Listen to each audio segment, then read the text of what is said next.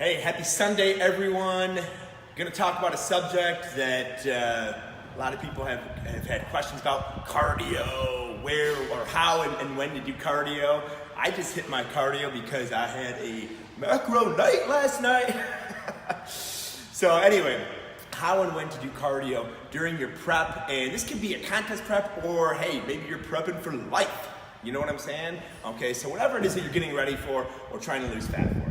All right, so I'm not a fan of cardio. I think if you'll find that the research will show that it's just not a really effective modality long-term to help you lose body fat. It's more diet-based, okay?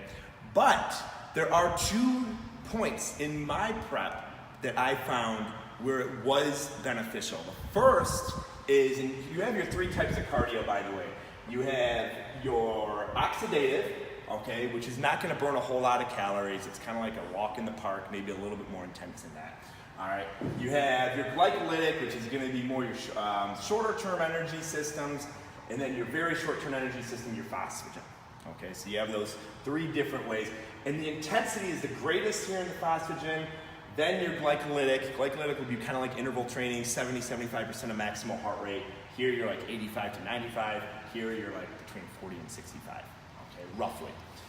All right, so if you're in your prep and you're severely metabolically adapted, okay, which you'll know if that's going on, okay, typically what your body will do is it will lower its non-exercise activity thermogenesis, it's NEAT, and you'll just want to sit on the couch all day long, okay? That's not a good time to say, oh my gosh, I need to go do more cardio because I'm bloated, because you're probably bloated because of high cortisol and because you're severely metabolically adapted. So because the intensity is higher over here and here, that's just going to put you in a worse hole than you're already in. Okay? This is where I was in my prep because of mistakes. If you watch the video I made on some mistakes that I did during prep, okay, I was severely metabolically adapted, bordering adrenal fatigue. That's a good time, because your NEAT is going to be low, to do oxidative cardio, okay? So your non-exercise activity thermogenesis, like for me, was so low that I wasn't doing day-to-day activity that I normally would do, okay? So normally where I'd walk like this with a little pep in my step, I was walking like this if I walked at all, okay? I'd have to drink like a bang to get out of the car and get into here, which the caffeine was saying put me even further in adrenal fatigue. But anyway, so you're basically just replacing activity that your body's already used to. So the equations that whoever's doing your diet work, because those equations are based off the fact that you're an apparent healthy adult with normal NEAT, normal non-exercise activity thermogenesis. So if they're formulating you at say a moderately active person, your NEAT needs to match that, okay?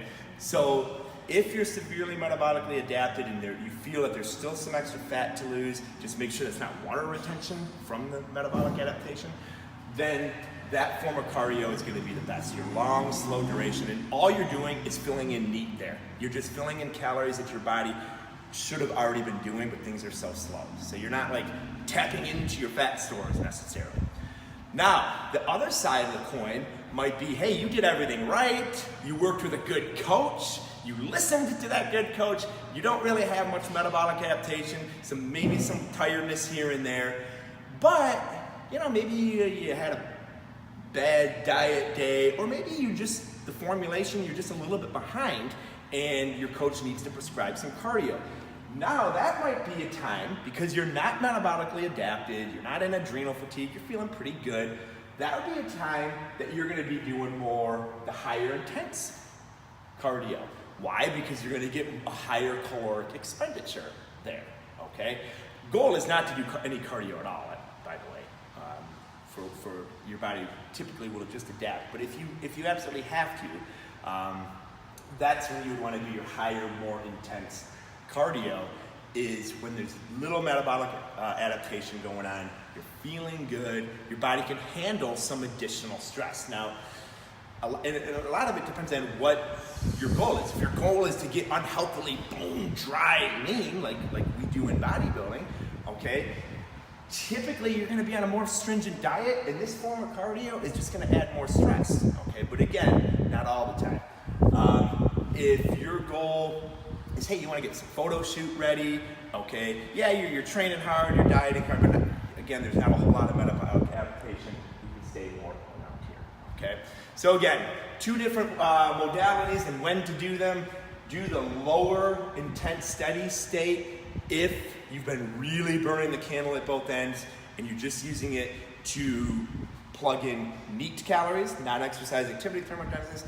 Or if you're behind, but you're feeling good, you've been following your plan, you're not crazy under on your calories, you're not in adrenal fatigue, great time to turn up the heat and do your more higher intense cardio. So hey, hopefully this is beneficial for you. Hopefully I didn't ramble too much, but rock on, and we'll see you next time.